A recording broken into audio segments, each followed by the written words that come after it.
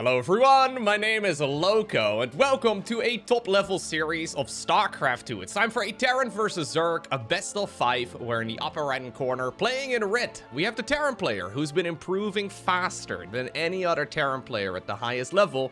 We're looking inside of the main base of Percival, who, as of me casting this, is currently considered to be the rank 13 globally.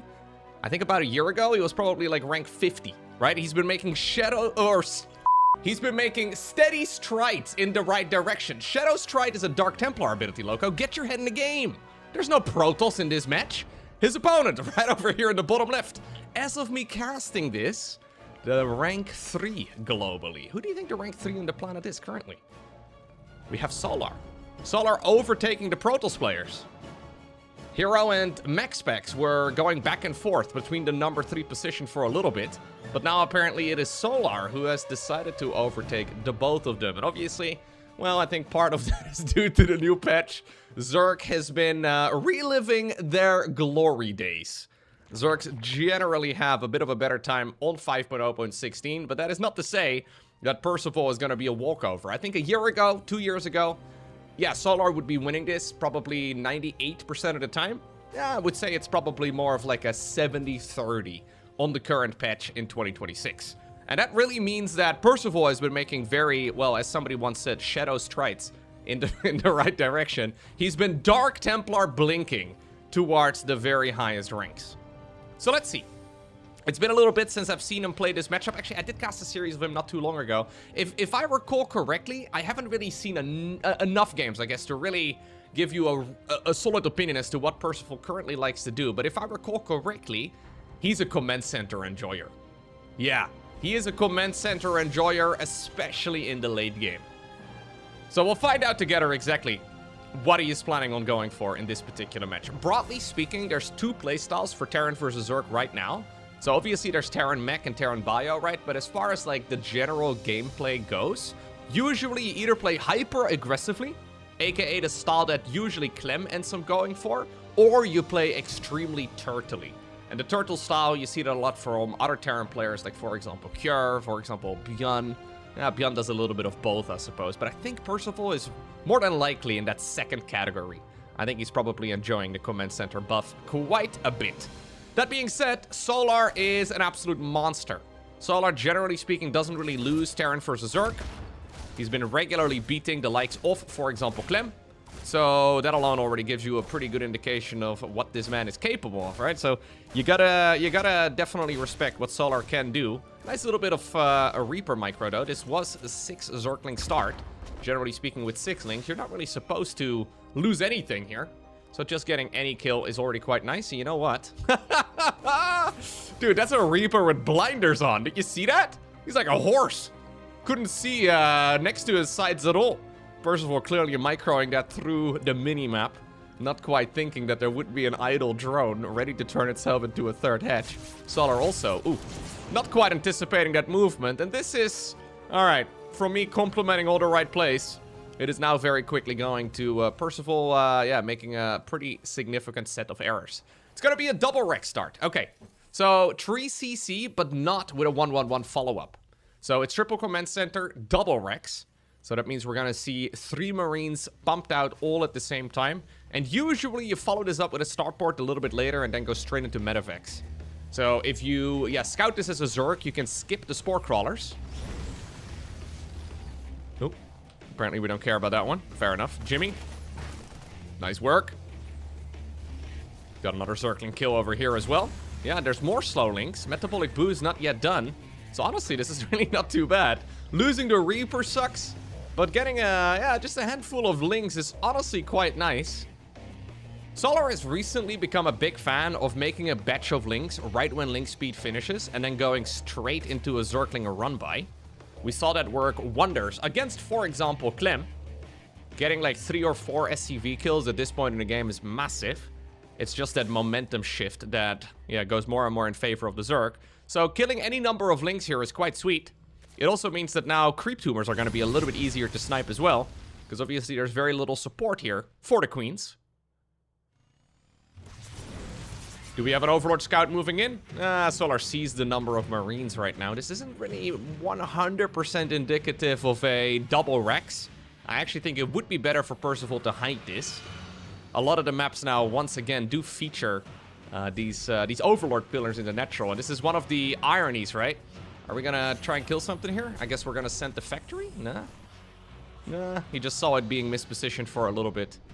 Wouldn't even mind it, honestly, if he decided to send the factory here just to secure the kill on the Overlord. But maps, the new maps, pretty much all have Overlord pillars like this, right? And this is something that map makers have been going back and forth on for many years. So maps have a very significant impact on balance. And what's kind of gotten wrong over the last 2 years in StarCraft 2 map design and balance design is that on the previous patch, Zerg was underperforming a little bit. Really, only Serral was doing a really good job. Everybody else was sort of struggling. So what do the map makers do?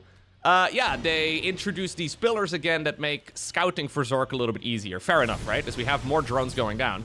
Then, with the new patch, Blizzard simultaneously also buffs Zerg. Then they decide to do this brilliant move where we have the new patch introduced at the same time as the new map pool too. So it's like a double whammy, you know? It's like both sides trying to work together. So we have a nice little Hellbat attack. This is a lovely build here from Percival. There's no Banelings or anything along those lines. Yeah, so that means the Queens and the Lings are in a world of trouble. I think you just go for maximum damage output. Any Queen kill right now is sweet. Any Zergling that's forced out is amazing. Because on the back of this, Percival is getting big economy. This is a great build. If you don't go Roaches, because we do have a couple of Lings being annoying. If you don't go Roaches, if you don't go quick Banelings, yeah, this is the type of strategy that can 100% catch you off guard. Big advantage right now for Percival. But can he actually play it out? Right, so now you get an advantage against one of the world's very best Zerg players, but it's not really an overwhelming one. You can parade push through the middle of the map, but you would still have to step onto creep. This is one of those advantages you have to, yeah, build from. So that's exactly what he does. We're going into a 4th command center here before a 2nd factory. I find that quite interesting. It seems like all of the high-ranking Terrans aren't 100% certain yet if they like the idea of going for a 2nd factory more than going for a 4th command center. So in the past, over like the last 5 years of StarCraft 2, we've always seen 2nd factory before 4th CC.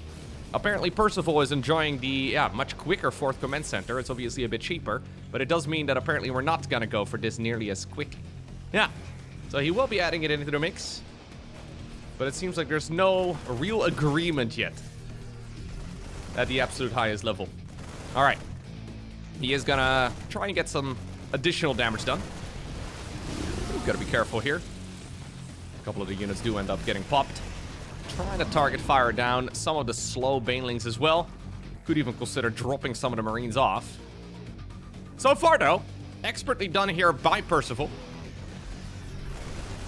I like the scan as well. Get rid of all of this creep. It's much easier to cut it down at the source, right? If it's already on your side of the map, it's very difficult to get rid of all of it. But if you cut it off closer to the Zerg side of the map, life's good. Yeah, and as long as you target fire down the Banelings, and this is one of the reasons why Baneling builds have become a little bit less popular. If you target fire down the Banelings, they don't really deal any damage. Just click the moving targets. And make sure you don't accidentally lose all your units. Just target them down. It is a theme, though. Again, over the last couple years in StarCraft, where Banelings are losing value because players are getting too good at the game. Ooh, I say that. Nice splits here, actually. You do have to probably pick up. Yep, he picks up. And all of this is 100% okay. Now there's Hydras out. And Hydras, of course, are excellent when it comes to firing down all of those medevacs. First of all, though, for the most part, really just using this as an opportunity to now go into a 5th command center as well. Already setting up that 4th base very comfortably. Yeah, and this is well done. Picks up, gets on out of there. Bada bing, bada boom. Now, these two are accidentally becoming, not quite next door neighbors, but they are reasonably close to one another. He still apparently has his sights set, though. Ooh, massive Widowmine hit. 20 of them in total, 20 links, just like that. He still has his eyes set on the natural expansion, it seems, of Solar. Maybe a little overly ambitious. Solar really not finding an opportunity to now go into his beloved lurkers or even hive tech at all. So the only reason that Solar is really able to compete at this stage in the game is because he's still at lair. He doesn't even have an infestation pit as far as I can tell. No, not a single one. Medevac over here does get targeted down, but this is still some good value. Creep spread over here is gonna get denied again too. And this is all before 2-2. Normally 2-2 would be when you're maxed out as Terran. That's when you go for your big attack. Terrans lately have just been going for non-stop aggression that the 2-2 timing attack feels almost irrelevant. Oh, sorry, Jimmy. There was room in the plane, but apparently you missed the takeoff, dude. Yeah. The bus driver decided to leave before you got on board. 3-3 as well started up at the perfect moment here for Percival. Yeah, all of this is practically flawless. I mean, obviously, there's always a little bit of room for improvement, but all of this has been extremely sharp from the Terran. Percival, though, is soon going to be met with quite a bit of resistance. Yeah, as Solar has decided to go for the counterattack, and this is when the Terran does get caught off guard. Widow Mines and Siege Tanks not quite sieged up in the correct moment, in the correct position. Still, gets all the Banelings. Only really Hydras and Lings right now remain. Couple of follow-up Banes as well, but good crisis management yet again. Solar unable to really find a foothold ever since the Hellbat attack. Terran's already switching into Ghosts. At the very least, we already have a Ghost Academy done before Zerg even started up the Hive. Lurker Den right now, though, coming in. Solar trying to make that transition. So in order to guard Lurkers, you really do need at least 8 gases. Preferably 10. If you can really afford it, you want to get like 12 and then like 100 drones. At this point in time, Solar only has 6. So his gas bank is not nearly as big as it really needs to be to really properly play Lurkers. And look at this, Ghosts are already coming. These are, of course, 2 supply again. Big counterattack here, though, from Solar, but I don't think there's quite enough. Nope. Siege tanks sieged up in the correct spots. Widow Mines also making it very difficult. Command center count right now is growing. I'm starting to get nerd chills here on the way that Percival is playing this. It is both very aggressive and quite turtly at the same time. Those seem like the opposite ends of the spectrum, right? But like he's being aggressive while simultaneously covering all of his bases and playing the mass command center approach. Pretty sick. What do you do if Terran now arrives at like 25 command centers, right? We're not quite there yet, but what in the world does Zerg do at that point in the game? You need to mine more than half the map at that point. There's really no alternative choice. There's a planetary fortress set up, though, so not a whole lot you can really do. There's layers upon layers of siege tanks as well. Counterattack here immediately for Percival. So he's being attacked at home. He looked at it, he's like, nah, I've got enough. I'll snipe a base of yours.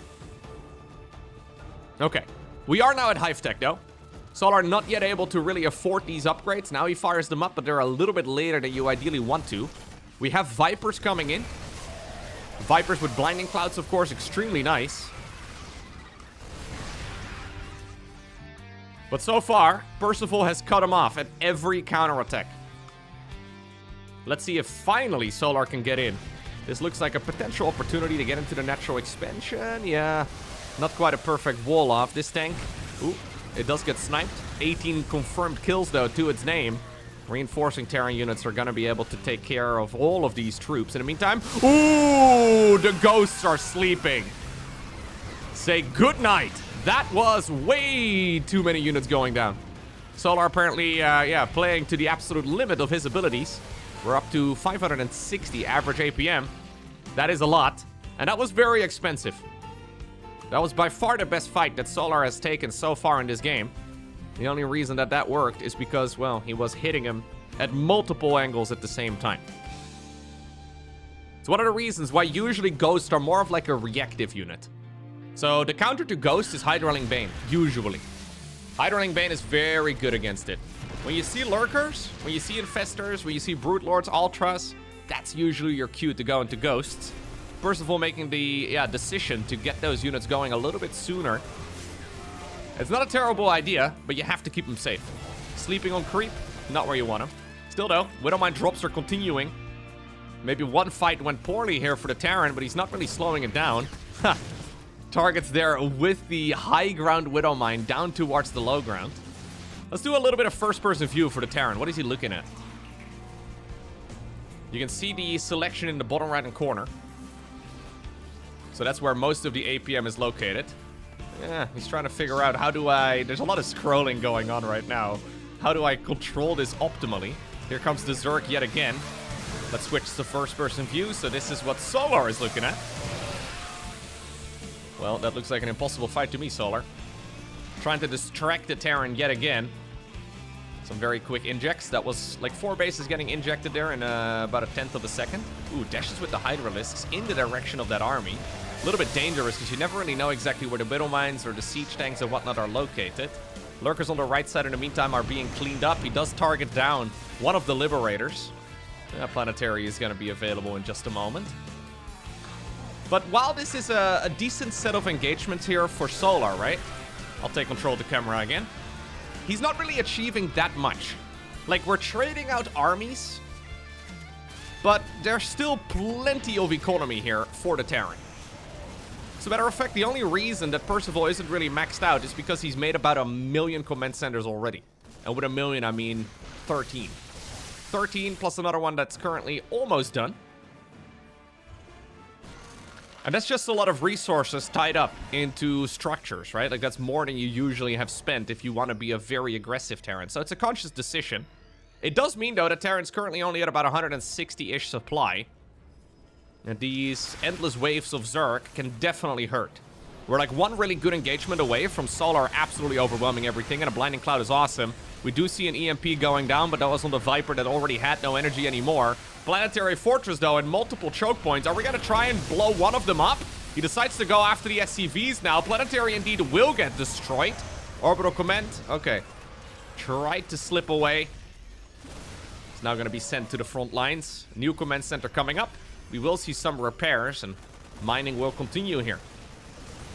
8 drones, 14 SCVs only, despite all of the aggression. These Hydras are putting in some work, though.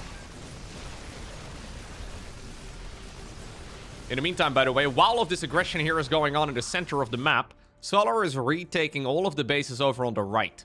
Previously, because Terran was doing a lot of multitasking, he was finding it difficult. Ooh, that's a little different than a burrowed ling. Normally we deny bases with burrowed Zerglings, but I guess that's one way to get the job done. Ghosts, by the way, no longer are interrupted, right, when they take damage. Okay. We have some good abductions. The Vipers are putting in a lot of work. And the next weapon of choice here for the Zerg is the Infestor. Solar had a rough early game, but honestly, he's clawed his way back into this match very nicely. Taking a lot of the bases now, too, that will be difficult to acquire for Percival in the long run. Impressive stuff here by Solar, but he is lacking a bank. And despite the fact that he's got 87 drones, having no money in the bank 18 minutes into the game is quite worrisome. Fungal growth, not really that great. Widowmine did connect with the Infestor. I'm assuming these new command centers are probably going to be the ones that will get orbital commands or... no, probably planetary fortresses, actually. This one is probably meant to be replacing the planetary fortress that previously died. Marine Marauder Medevac, though, is going to continue. The ghost count is reasonably high, and he's going to snipe whatever he can hit. There is a Lingbane Hydra counterattack, though, on the right side of the map, too. That's going to be a lot of dead SCVs, actually. Yep. And suddenly, Percival's supply count takes a nosedive. Still, he also did take care of a base over on the left. He's building new command centers at home as well. Lost SCVs can very quickly be replaced with mules. Ooh, a little hit squad of Marine Marauder now going after that base that has become accessible. Bunch of ghosts in the middle of the map.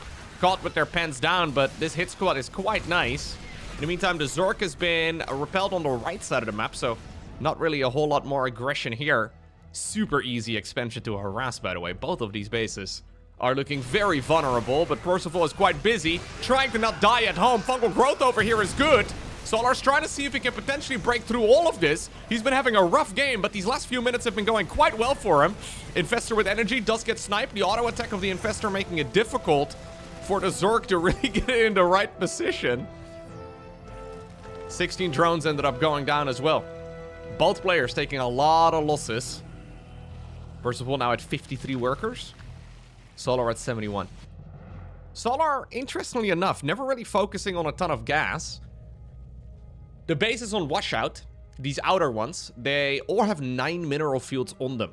So normally a base has either like 8 blue ones or 6 golden. This is 6 blue and then 3 gold. So there's a lot of juice. The bases do last a very long time.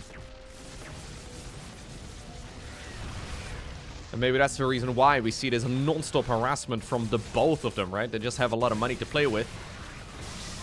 Gas taking, less of a priority. Yeah, there's really not that many Zerg units over here, though. He decides to engage. Despite the fact that there's lurkers, the Ghosts and the Liberators do take care of them. Now cutting off the Zerg reinforcements to this side of the map. In the meantime, though, a Ling run by over on the right is a really big deal. But ultimately, with Solar's bases dying on the left side of the map, and if you look at the bank that Percival still has, it is going to be the Terran who wins game number 1.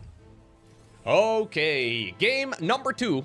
We are on Sanctuary Dry. Or Sanctuary very short barcode. It's a very short barcode, though. Just 3 lines.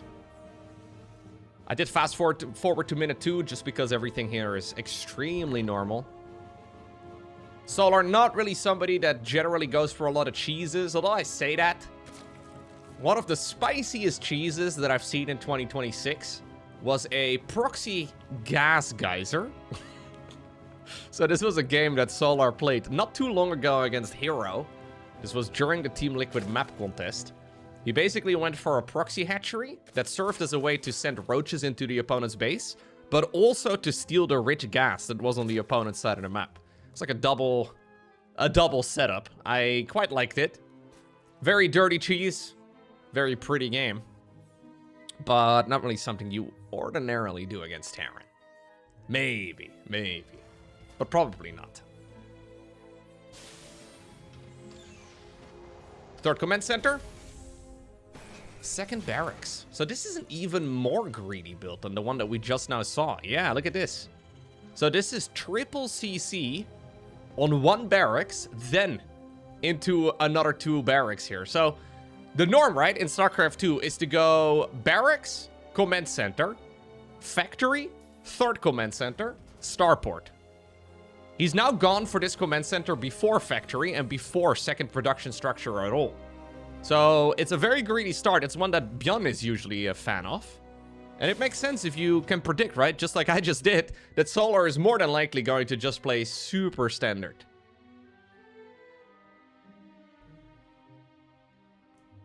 Triple CC, triple barracks.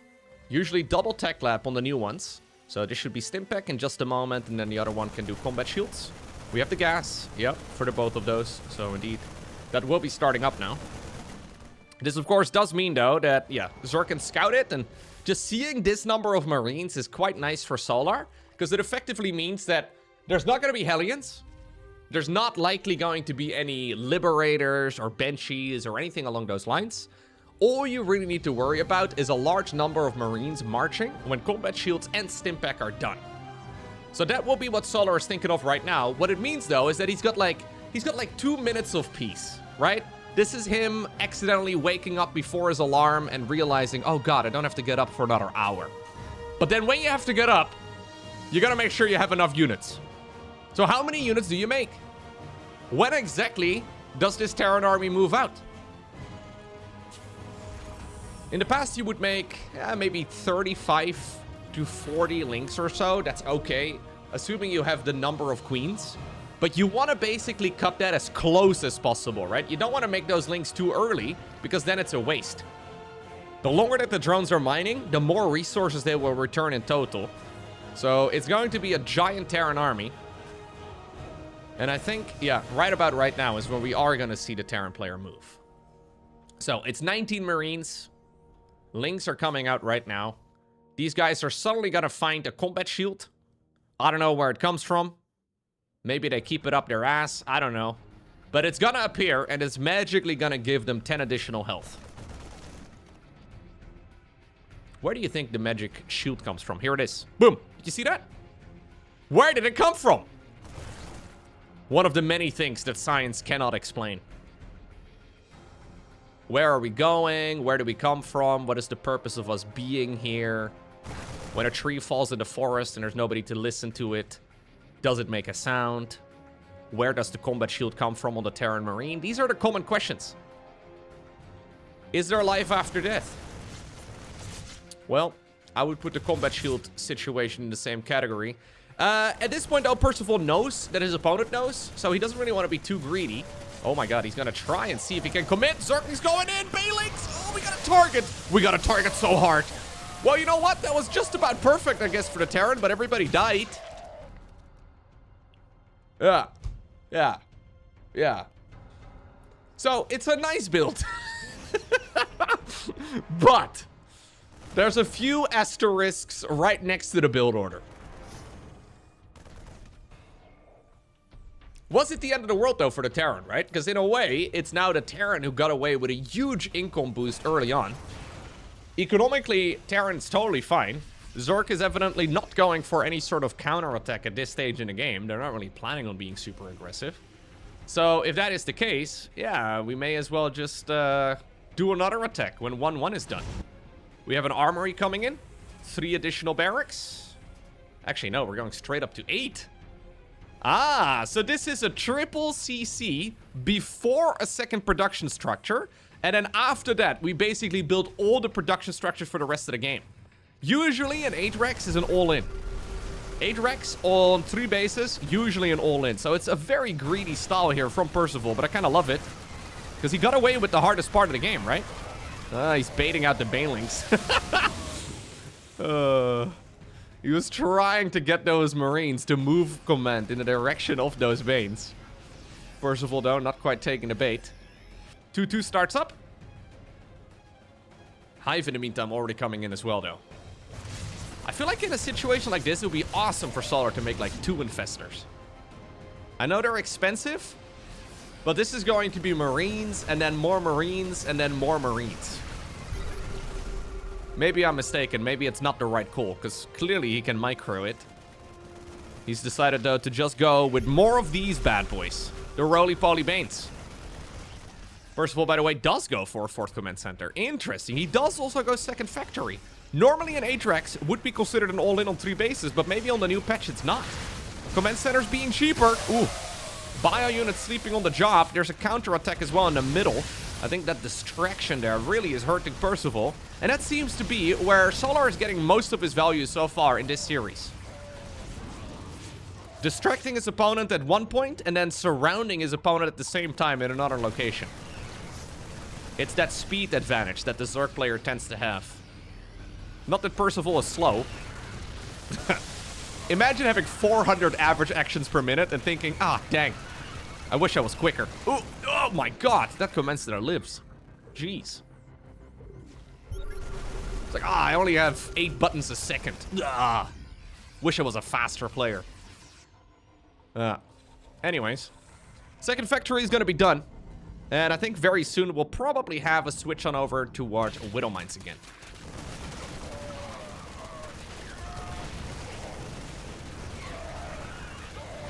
Man, these Zerglings are just dying. Yeah. They have +2 armor, so that makes life a little bit better. But very soon, 2-2 is going to be done here as well for Percival. Man, I thought he was going to go for like an 8 Rex on 3 bases.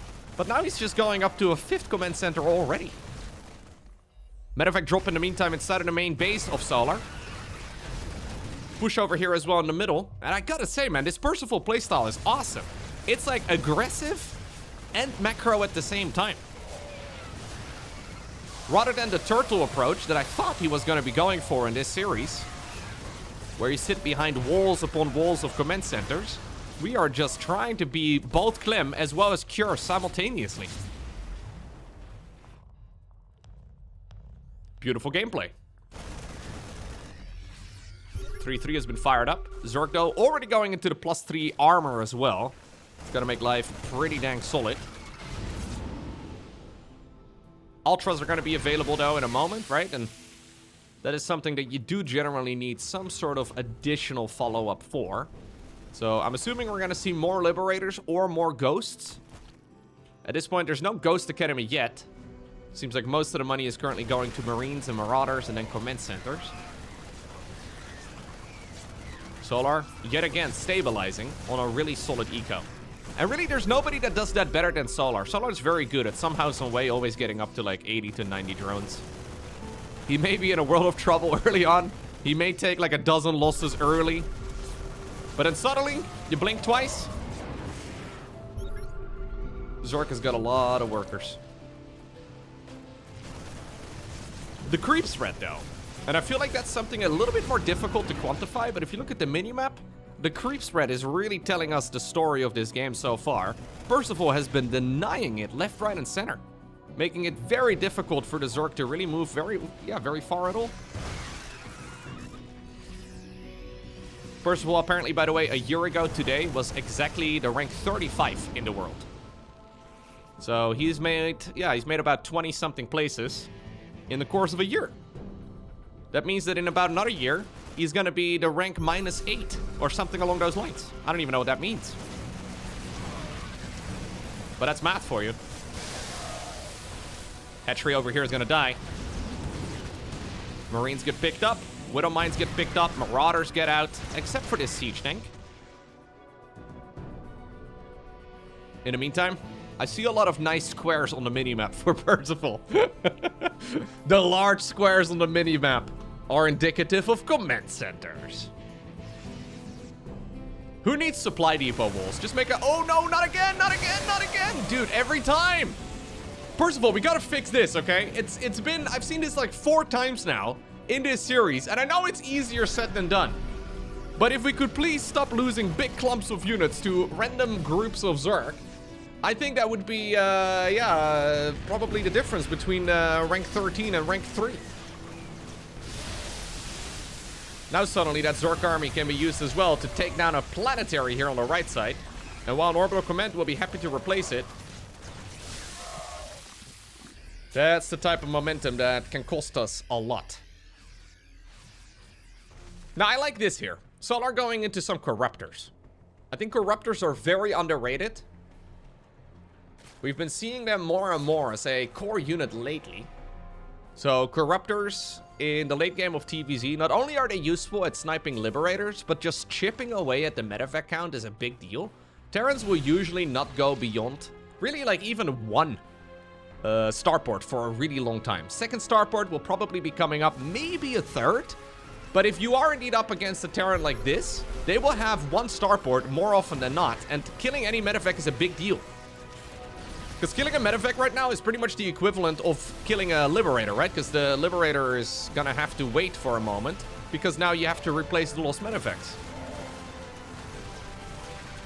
This also slows down the advancement of this Terran army a ton. No way for that unit composition to retreat. And this is gonna force the Terran into a much more turtled up position. Obviously, the caustic spray is also pretty sick.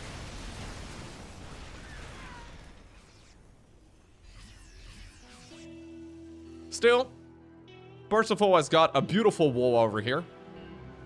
This setup is looking quite powerful too. So there's actually no way for units to go around the site. Sanctuary 3 has this weird little setup where you can't quite go enough around this angle. So you have to go all the way around. You can attack this base as well from the high ground, but yeah, it's quite difficult for Zerg to really engage into that, especially with a siege tank plugging that hole. I really like the speedy Widowmine burrows in the late game. We've been seeing this more and more lately. But when in doubt, send out a whole lot of speedy Widowmines inside of medevacs. Keep in mind they now fire faster than ever before. Very difficult to dodge. In the meantime though, it seems like apparently Zerg wants to do a little bit of dropping as well. There is a command center nearby. I think Percival might be able to see exactly what's happening here. Pesky Ling, trying his best. Oh, he sees it. It smelled like Overlords. Yeah, when it smells like Overlords, you probably have to assume it's Overlords. He's only sending the ghosts in. Oh, we have a nice little attempted ring of missile turrets as well. Man, this is kind of brave, eh? Just a small number of them. He's gonna snipe him. Pew, pew, pew, pew, pew, pew. Dang. Dang, that was perfect. I would have sent half my army, I think, if I was Terran there. Percival saw it, did not overcommit. Still, though, he is overcommitting here in the middle of the map. Maybe if he would have sent his entire army in the main base, those units would have still lived.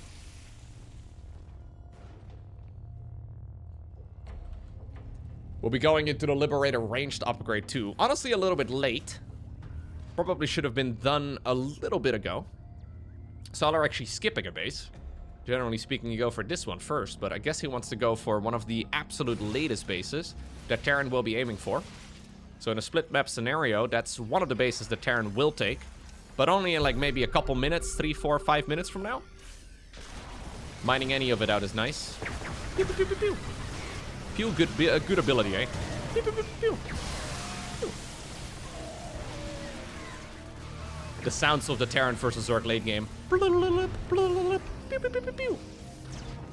Being the scan, of course. There it is.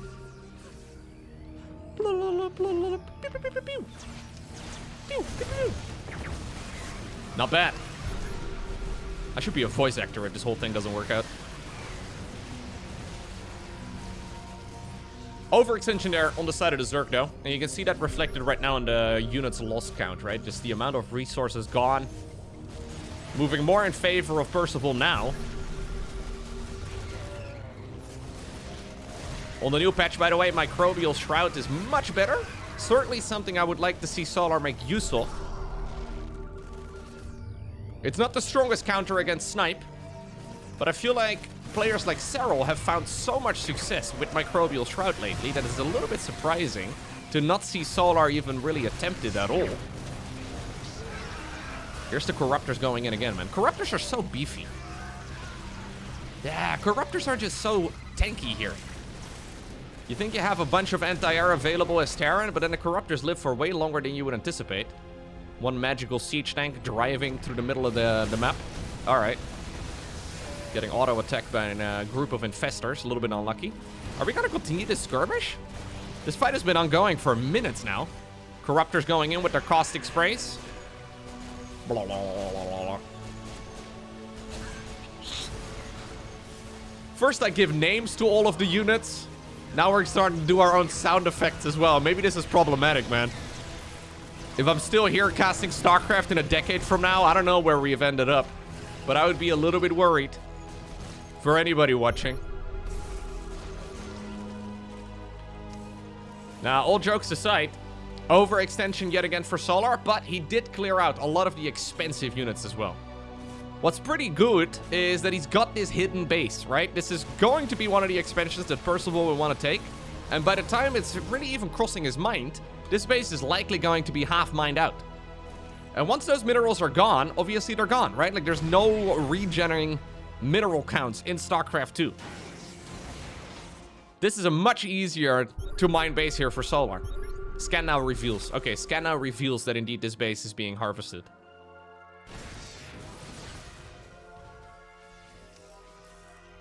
Solar still, though, trying to draw his opponent's attention to this side of the map. He's thinking about sending the army yet again. Man, I thought this game was going to be a triple command center, 8 Rex all in. Yet here we are, nearly 20 minutes later. We've got a ton of command centers that were added into the mix, and Percival has made a very smooth transition from the triple CC build to the 30. Okay, give or take, command center build. Since Solar is not committing up north, yep, we're moving down south. That is that entire base disappearing in a matter of seconds. Now drawing the Zerg army in this direction too. Picks up, gets them out of there. He saw the Corruptors. No reason to risk it.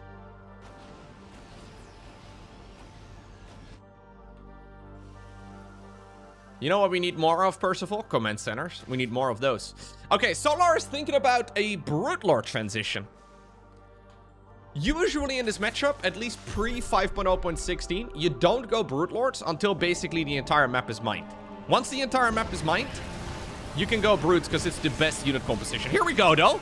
The Microbial Shroud being thrown down. Microbial Shroud followed with a fungal growth as well.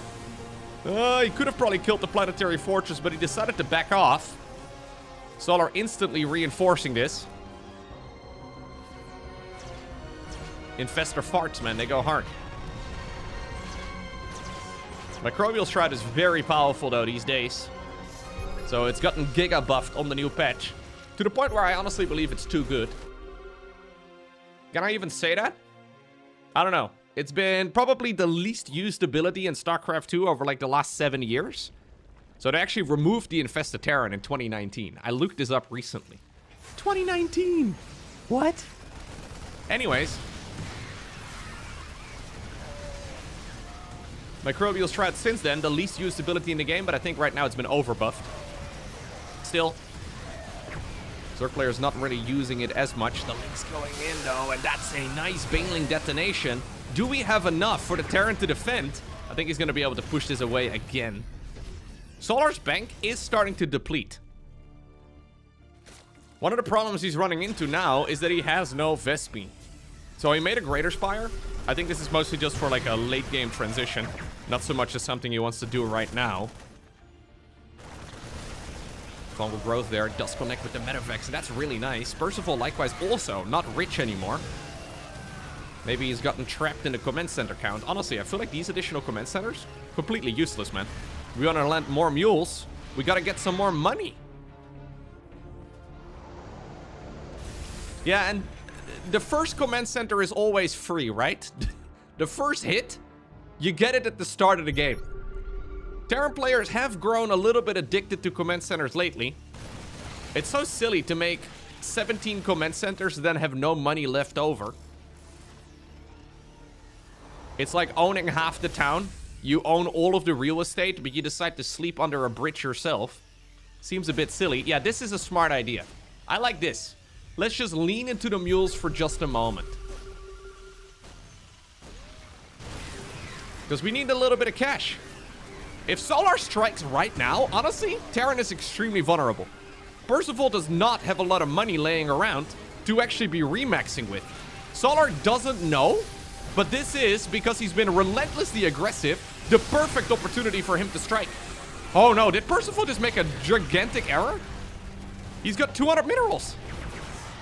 200 minerals and 9 command centers with orbital commands built on top of them. Now, luckily, the planetaries are sprinkled around the map as well, making it really difficult for Zerg to actually find an angle to be engaging from. Yeah, I love the planetaries in these, like, wide open spaces, man. Just as, like, a control of, like, the lane here. So, yeah, there's a planetary in basically every section of the map that's important. Percival survives because of that. The Ling run-bys are being shut down. Oh, man, Solar could hardly know that. You can't really tell how many resources your opponent has available in the bank, right? Some additional mules coming in. Some SCVs being sent to the front lines as well. Solar did, of course, retake those bases again in the bottom right, and he's getting a lot of nice income. Here we go again. Another wave of Zerg. No planetary fortress protecting this low ground. And well, maybe this one is going to have to put in a little bit of work now. I think we can kill it. In the meantime, the Corruptor's going after the few Metavex still around.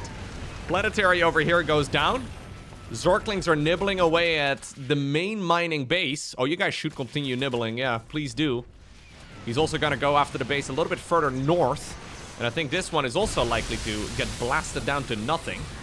And while Terran did counterattack and take care of one of the Zerg outposts, I still think this whole sequence has been beneficial for the Zerg. He's got multiple mining bases. He did save the majority of the drones as well. Yeah, Percival made too many command centers. It's such a weird thing to say, but like he's got too many of them.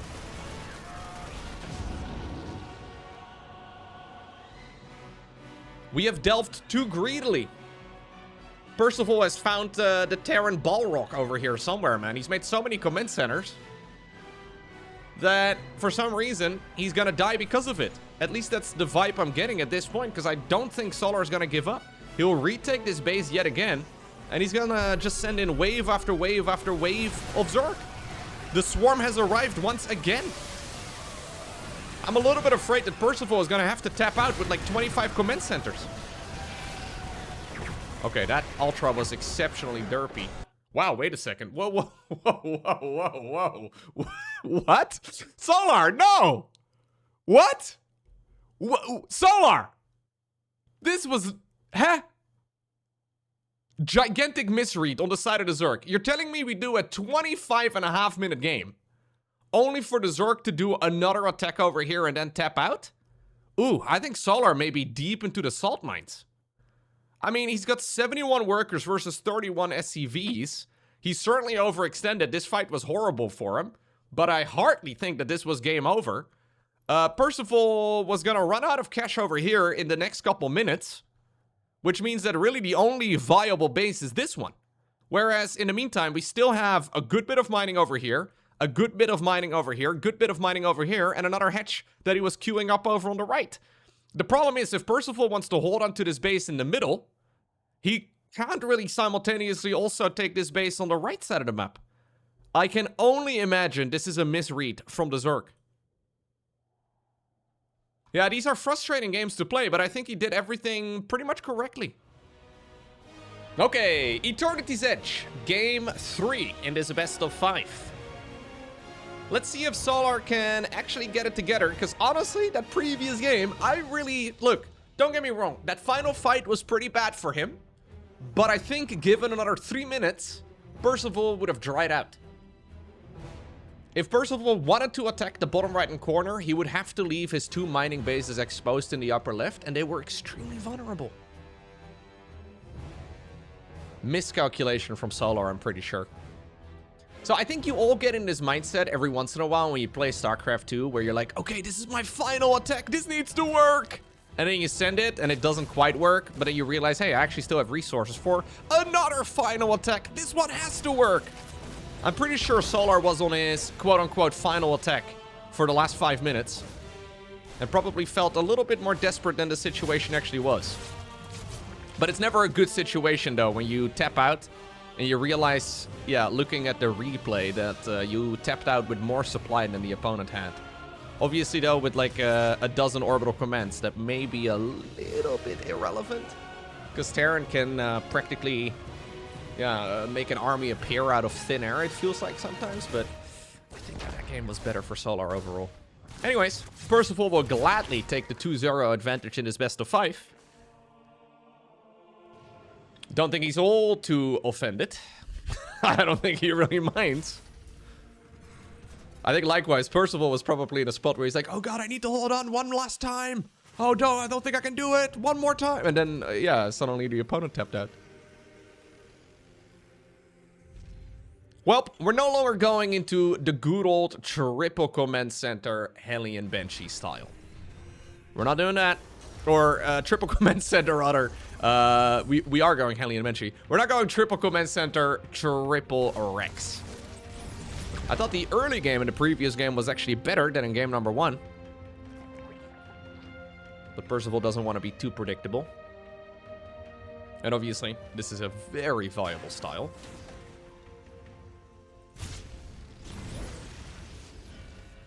Interestingly enough, by the way, the players did not host this lobby with the Observer Plus interface. It's the same for the previous game. I don't remember seeing any of the overlays in game number 1. But this particular match was played as it's part of the Wardy Summer Cup.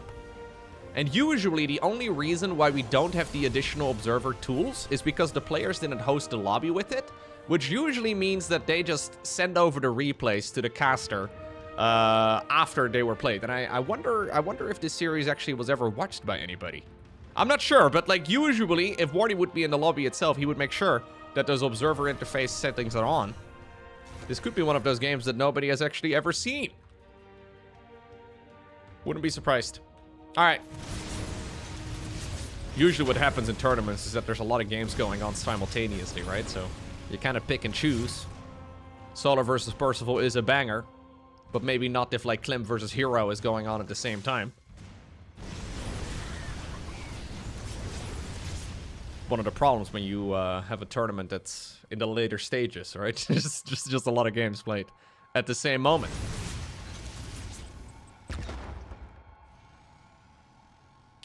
Okay. The +1 carapace is certainly a theme in this matchup now.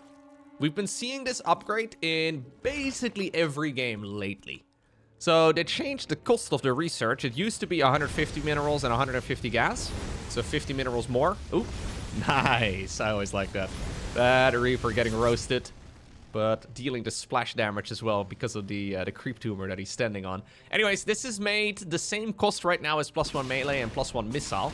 And since armor, of course, benefits a lot more units, it benefits all these ground units for now.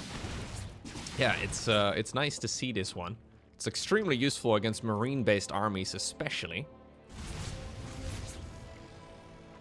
So far, the losses on the Terran side, down to nothing.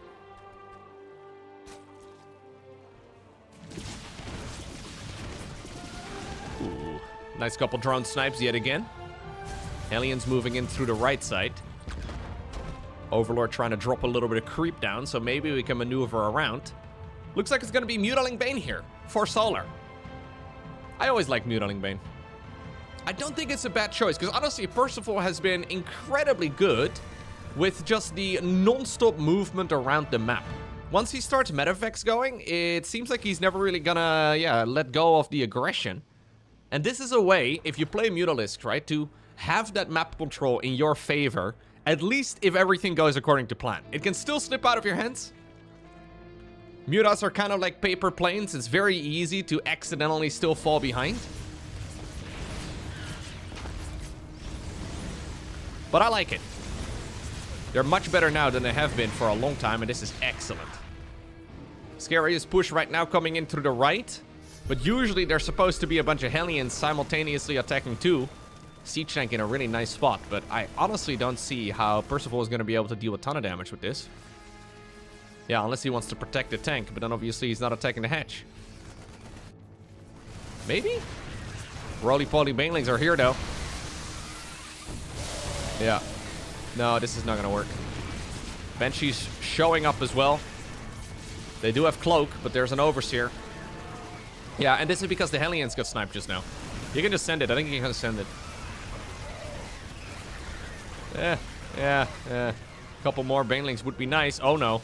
The Queens got never sent back to the hatchery. Brenda, Karen, Margaret, run!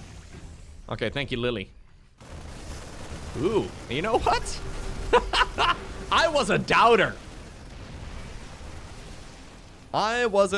But Percival stood his ground and decided to go in with the counter-attack here after reinforcing all of his lost and dead units. Maybe pick that one up. Maybe, okay. Maybe fly away. The Banshees sacrificing themselves so the Medevac and the Siege tank can go home. What a beautiful thing. They deserve a medal for that. The loving embrace of the SCVs is going to bring it back up to full HP. Okay, Marines will try their absolute best to just get whatever value they can get right now, but Mutas are going to likely chase this down. And this will shift the momentum in this game quite a bit. I'm very interested to see how Percival can deal with Mutalisks. Because the absolute top dogs, so I'm talking the Klems, the Marus, the Bjorns of this world, they will still try to send out medevac drops and grab map control back, even when the opponent has mass muta. It's like a game of hot potato, you know, because like you gotta be extremely careful that you don't accidentally burn your hands and lose all your medevacs. It's so risky. Alternative plan for Terran is to sit back and basically try to stop the mutas from tearing your bases apart. But that's much easier said than done, although this is a good start. Usually there's also Burrow that coincides with mutas. I would love to see some Burrow play. Overextension here. Widowmine did get retargeted though. Okay, Planetary Fortress is done, but is there even enough? Man, losing this base would be painful. Oh, no planetary here. I thought it was going to be done, but not yet. Man, at least he evacuated the majority of this, but this is awesome, right? So, if your 4th base is under pressure, if your 4th base is being destroyed, would you go ahead and send out this many Marines on an adventure to the opponent's 3rd? Super risky play here, but I kind of love it. Because now the SCVs were saved. Planetary Fortress is gonna be restarted back up. Mutas have been pushed away, and we killed a hatchery. Still, though, he needs to make sure he gets those units at home as well soon, because Zerg is not gonna give up. Solar knows that those units are not gonna be home for a while, so he decides to send it yet again. Missile turret does finish up. Mass repair, SCVs joining in as well. Risky, man, and these are the units that were hard at work. They still have creep on their boots, I guess. I don't know. Does it stick to your boots? Maybe. Dangerous. Very risky play. But Percival keeps it all together. Honestly, an impressive sequence there from the South Korean Terran player. Very easy for things to somehow, some way go horribly wrong. Beautiful. He didn't even need to scan for this one, I don't think. Yeah, he knew that this base was gonna be there. Shuts it down as well. Yeah, I think Percival may be the real deal, guys. What's funny is that Percival has been playing this game at a high level for, I want to say, 5 years. And with high level, I mean like top 50 or so. Like, people know his name, right? But going from that spot, like, he was at that level for years. So going from that spot and then improving to the absolute highest echelons of StarCraft 2 doesn't usually happen.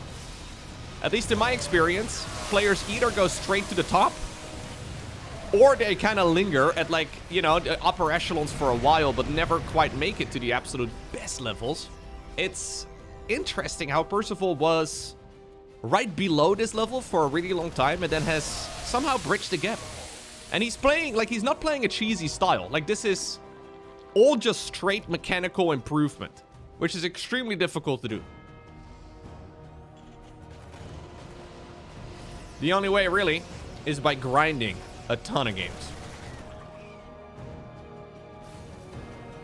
And maybe you also have to sort of believe in yourself a bit, because that's another part of being good at anything, I suppose. But taking down pro gamers every once in a while, right, and being able to compete with them, you start believing in yourself. That makes a big difference. Overextension yet again, though. This is something we've now caught several times in this series. Yeah, he snatches most of the units away, but we have seen quite a few engagements now where Percival's units just die. But I mean, that's literally just the extra step, I guess, that you need to take.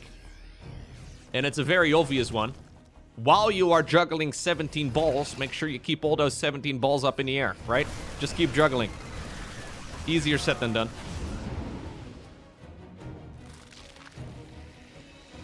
Solar not achieving as much with the mutas as he was hoping. The creep spread's still reasonable, but not amazing. Muta count is okay, but not amazing. Terran going in for a counterattack yet again, completely catching Solar off guard. Beautiful.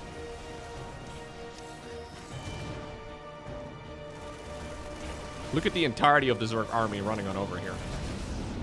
That's a cheeky little army hotkey, if I'm not mistaken. And you know what? That invites another push here in the bottom left. Risky one, though, because these units are all one little attack away from death. He's going to settle for a couple creep tumors instead. I don't mind it. Forcing this army all the way back to the left. Snipes the queen. Moves in again with the army on the right. The tug of war.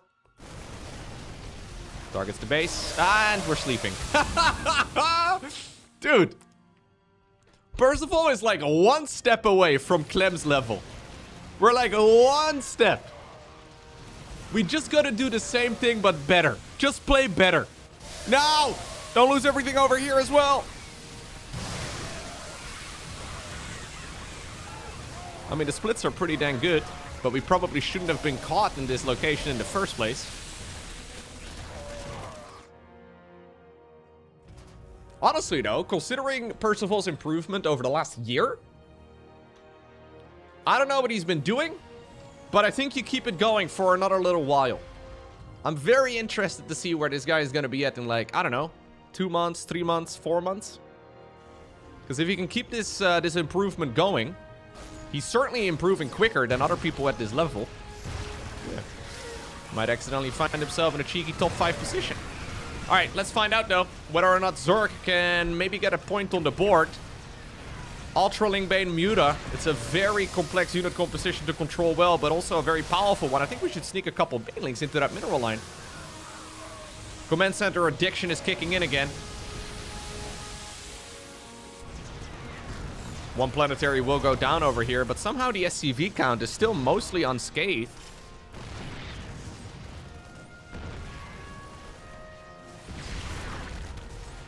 You can make a lot of memes about Terran Command Center addictions right now. I'm picturing the Bilbo Baggins, you know? He's like, after all, why shouldn't I keep it? You just want it for yourself, Gandalf! After all, why shouldn't I just make one more Command Center? Let me just make one more Command Center. Yeah, the Command Center addiction is real. We have no army, but what we do have is Command Centers. Let me make another one. You know what I would like right now? Another Command Center. At this point, I genuinely believe if they make Command Centers 200 minerals, Terran players are gonna lose more frequently because they're gonna never stop making Command Centers and they won't have any money left over for army. They're not gonna make anything but Command Centers, dude. It's like a game of Monopoly. The greed is getting ridiculous.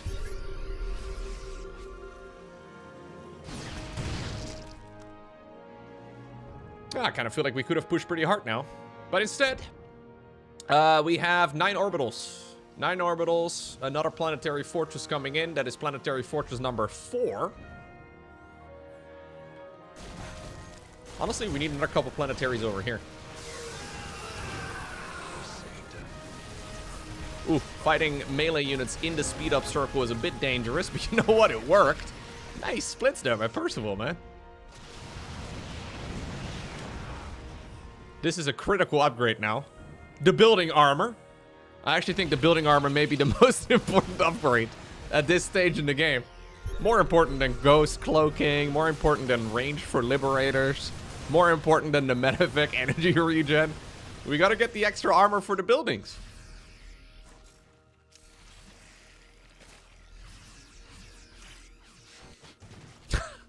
More Command Centers.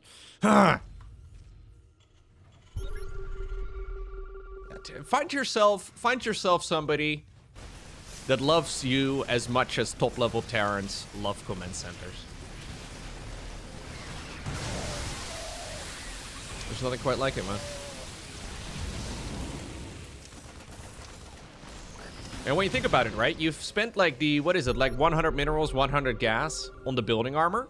The more Command Centers you build, relatively speaking, the cheaper that upgrade becomes.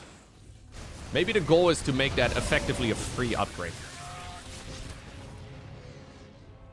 Memes aside, though, look at the minimap now compared to a couple minutes ago.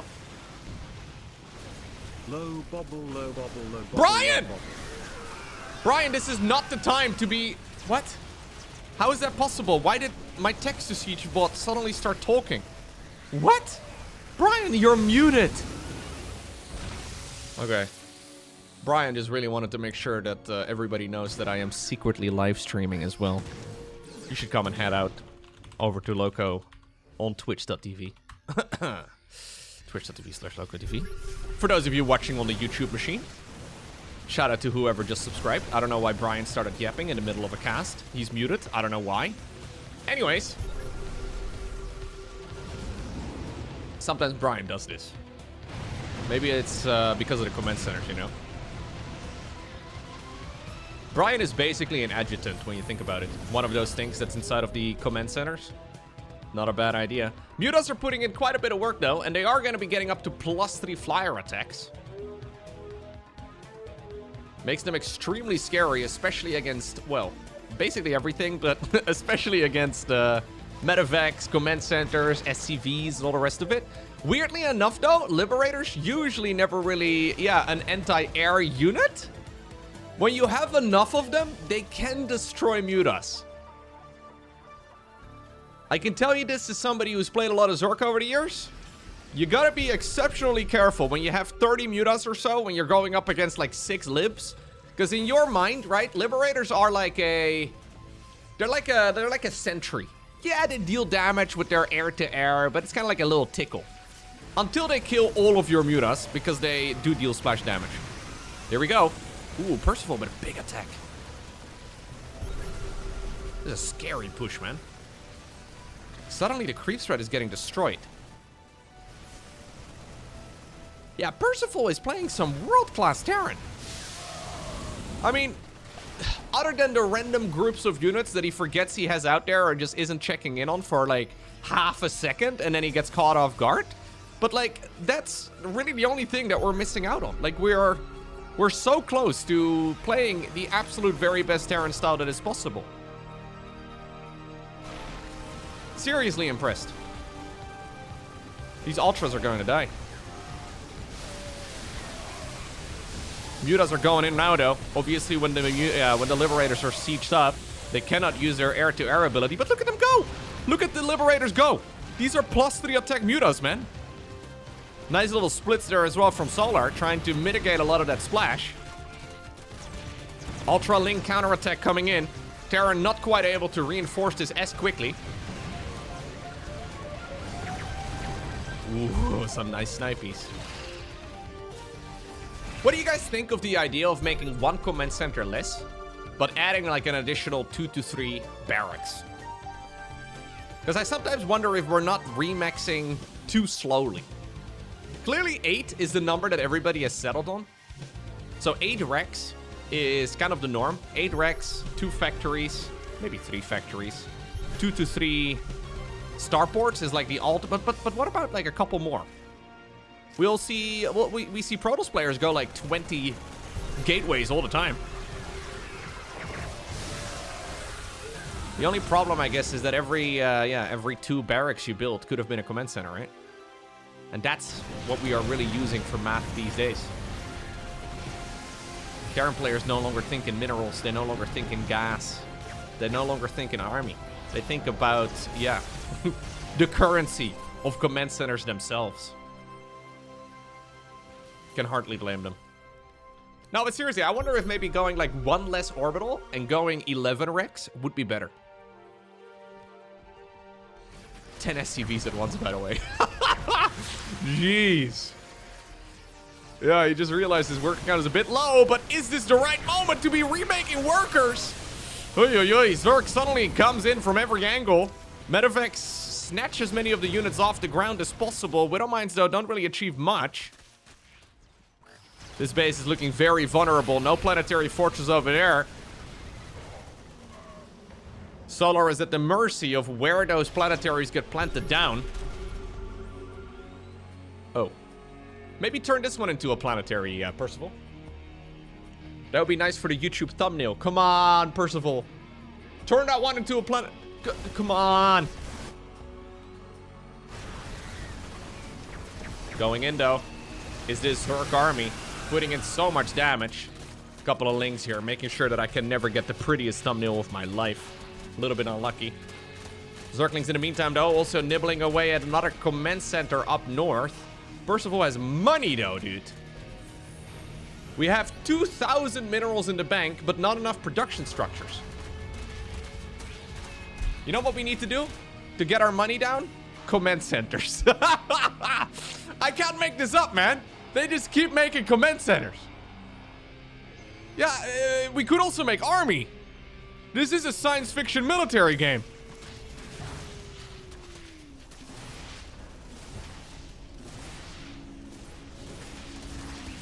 Maybe Terran players need to install Factorio for a weekend. Just get it out of your system. I guess the only risk is that a weekend of Factorio turns into 4 years of Factorio. The amount of people I know that have like 2,000 hours in Factorio is ridiculous. But seriously, man, like, we have so many command centers, but we're not making army. Make army. We need more units. It might be too addicting. I don't know. I don't want to.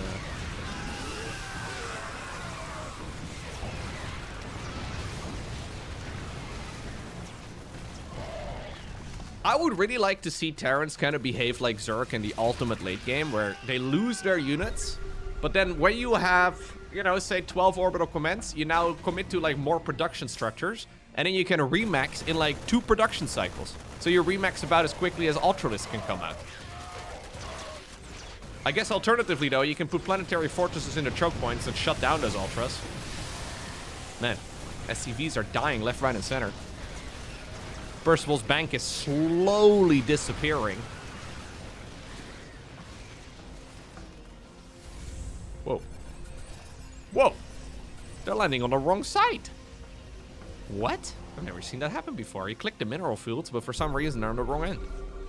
He's gonna try and take the bottom left-hand corner now. 2 golden minerals, baby. It's the same color as the mule.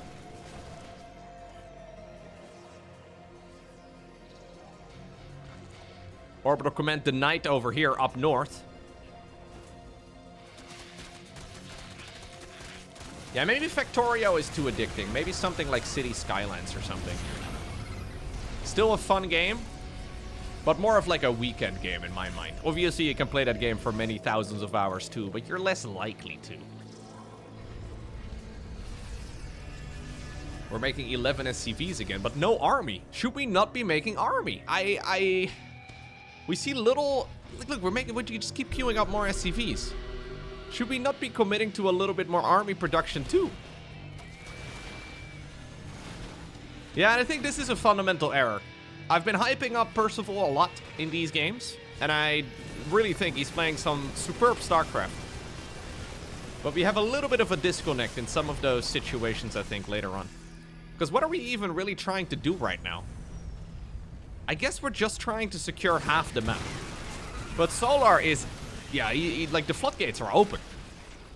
And if it's up to him, they're never closing again. He's just gonna keep sending wave after wave after wave of Zerg. We start up 2 additional Liberators, but Percival has no money. We have 12 orbital commands, 3 command centers that have nothing. No orbital, no planetary. And then, yeah, no money in the bank. It's a bit weird.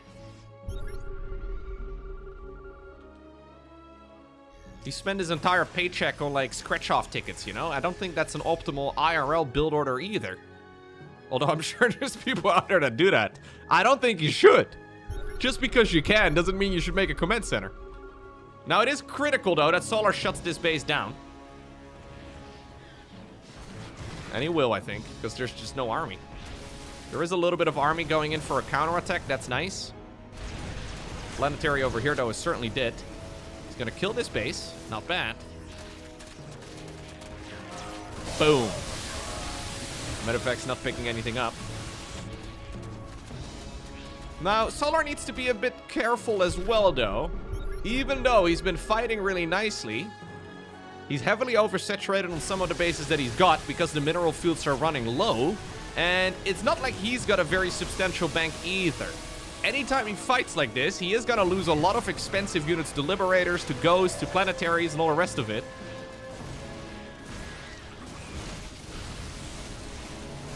Ooh, trying to target fire down the one Overseer that's providing detection.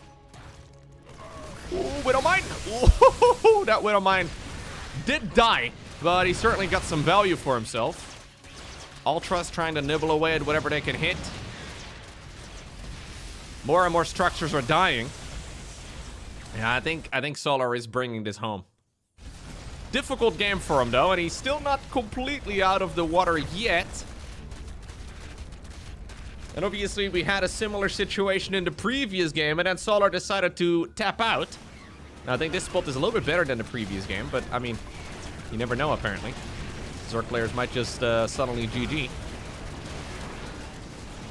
I love the Corruptors. I think the addition of Corruptors is amazing. Yep. The Corruptors are now allowing the Ultras to go in. Orbital Command is gonna go down. And while Solar hasn't really been focusing as much as the other top Zergs on Microbial Shroud and just Infestor play in general. Okay, like, right as I say it, he's queuing 1 Infestor up. I really think this would be an improvement for him as well. Getting some more of those spellcasters going.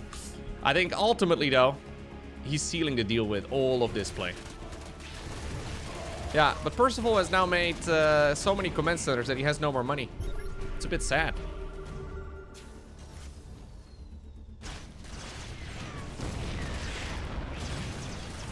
He's been living frugally all this time. I think after about 10 orbital commands, or like maybe like 15 command centers in total. I think once you reach like the 15 command center count, you need to start living like a king when you're Terran. I don't know exactly what the upper limit of command centers is, but there is one. And I feel like we see Terran players go beyond the reasonable standard. Yep, so Solar now tripling his opponent's supply count. Really, the only thing that can lose him this game is him GGing out.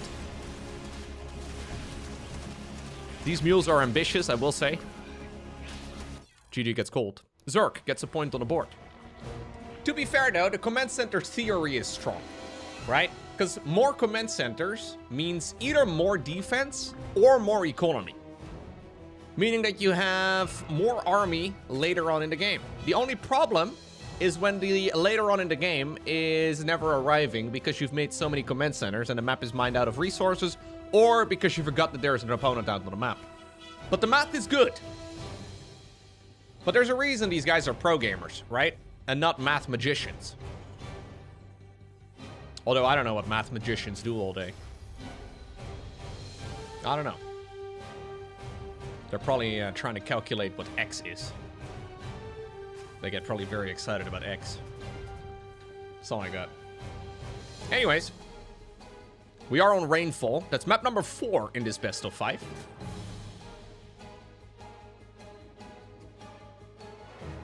Maybe we need to add conveyor belts to StarCraft 2. What do you guys think? How about a conveyor belt between all of the command centers? So you can transfer the mineral fields.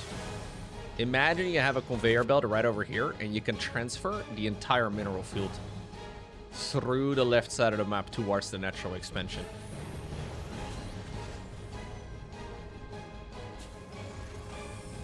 Just throwing it out there.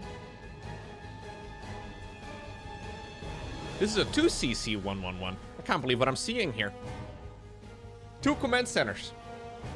It's a quick double gas start. This map is actually quite a popular one for this particular style.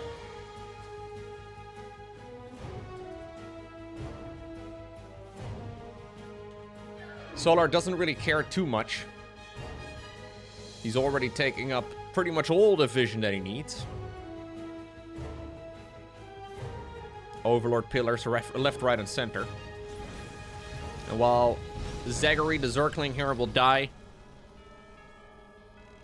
he does scout everything he needs. Ah, we're going back to the tried and true strat of Hellbats. Now, this is a very quick Hellbat push. The previous one we saw in this series was on 3 command centers. Now we're doing it on 2. Meaning that the entire attack is going to hit several minutes earlier. Last time around, Solar only had queens and links. Ooh, this time around, we are making a fast baneling nest. And this may be the most important structure that Solar has built this entire series, man. Because without it, you're in a world of trouble. Can't help but notice, by the way, that Solar never goes roaches. In the last, I don't know, maybe like 5 Terran versus Zergs that I've seen Solar play, like 5 series. I don't recall him opening roaches a single time. Which is why these builds are being played against him. Here we go, man. This is a scary push, though. We have a baning nest, but it's not yet done. A lot of links available, and we do have a link counter-attack as well. Let's see. Do we have enough?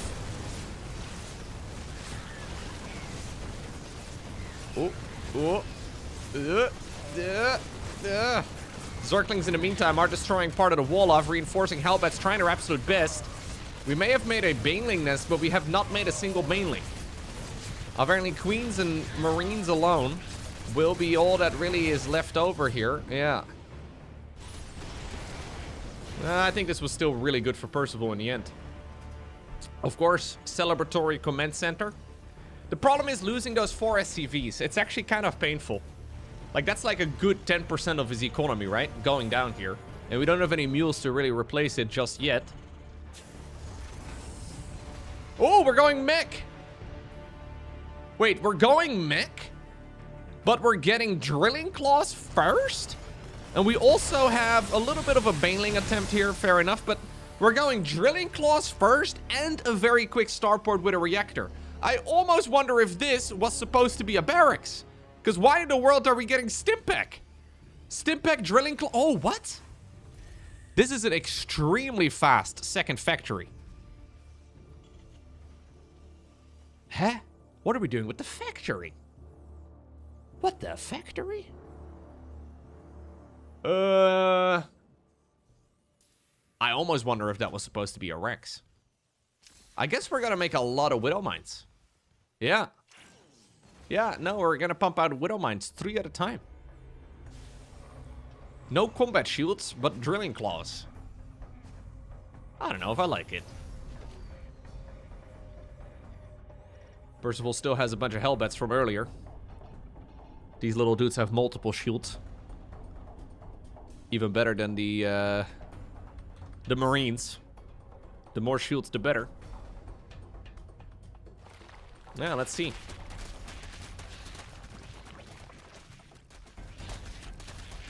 Let's see what Solar is capable of when it comes to sniping those units. This is a funky build here from the Terran. This is a home-brewed strategy. And I know some people are really excited about their own homebrew, but... Look at Solar. He's like, oh, it's what? Dude, you could see the Overseer think. Like, this is a bio follow-up. Are there 17 Widow Mines? We're doing a Drilling Claws Widow Mine drop. Well, Zerg did see it. Funky build. We have some Hellbats here defending against the Ling run by, and you know what? That's going to be quite effective. Ooh, I kind of like this, though, here from Percival.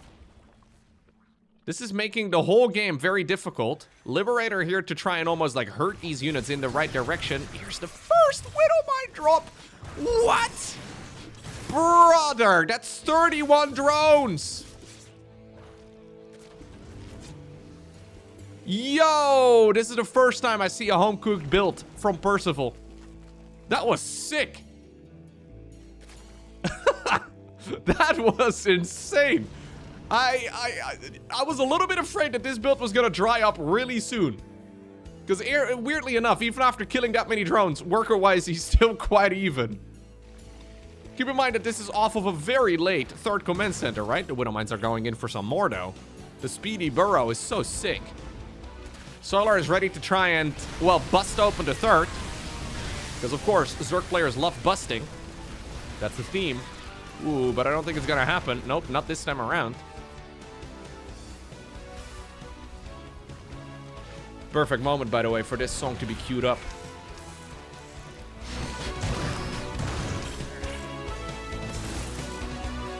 It's almost like the game has detected the amount of damage that Terran is doing right now. The Widow Mine drops, man, they're relentless. They're absolutely relentless. What a build right here from Percival. What a build from Percival. Really sick.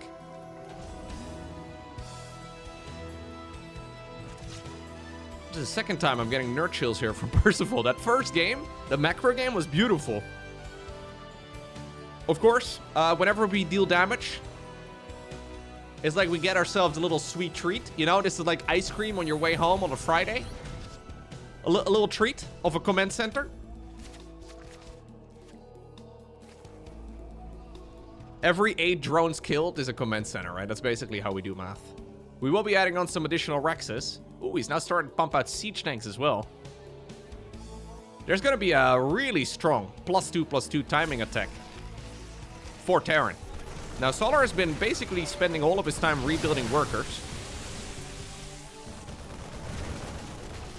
He's still ahead, by the way, in the worker count, despite losing about 1 million drones. Keep in mind that Widow Mines, though, are not free.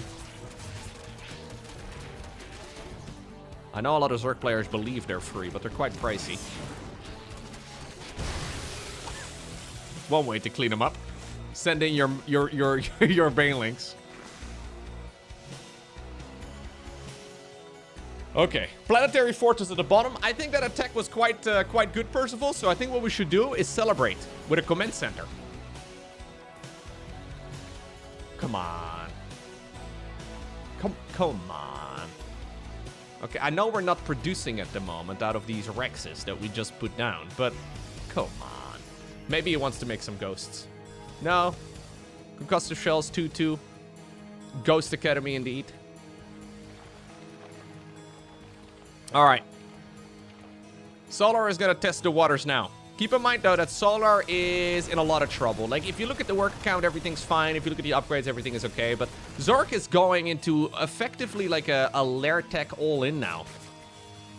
Obviously, he can transition away from this, so it's not super duper all in, right? It's maybe not the correct term to use, but it feels like you're all in here because Solar needs to deal damage with this army. And it's just Hydraling Bane. It's a good army, but, I mean, Terran is starting to blow up now. This is the type of game where Terran will heavily outgrow Zerg in the late game. And that's exactly where we're headed, but not without Percival's signature mid-game aggression. We gotta make sure we don't lose random groups of units. Yeah, and because of these non-stop medevac drops, it's turning out to be quite hard for Solar to actually commit to a big attack.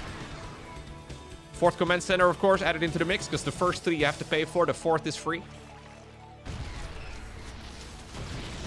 I don't think you're gonna do much here with this attack, Solar.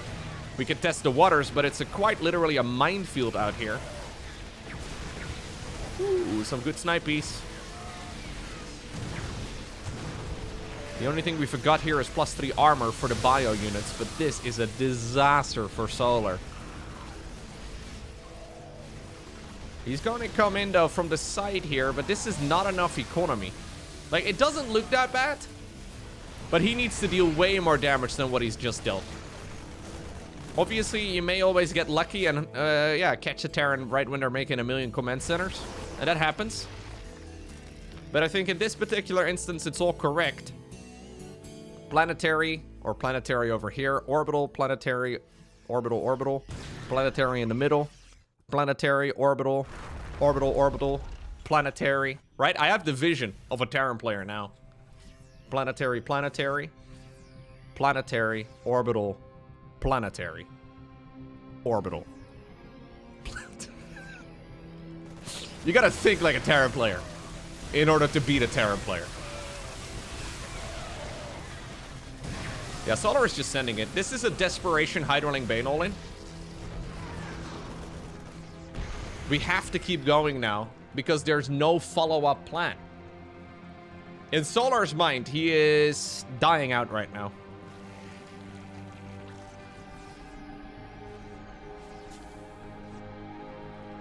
There's a planetary coming right up.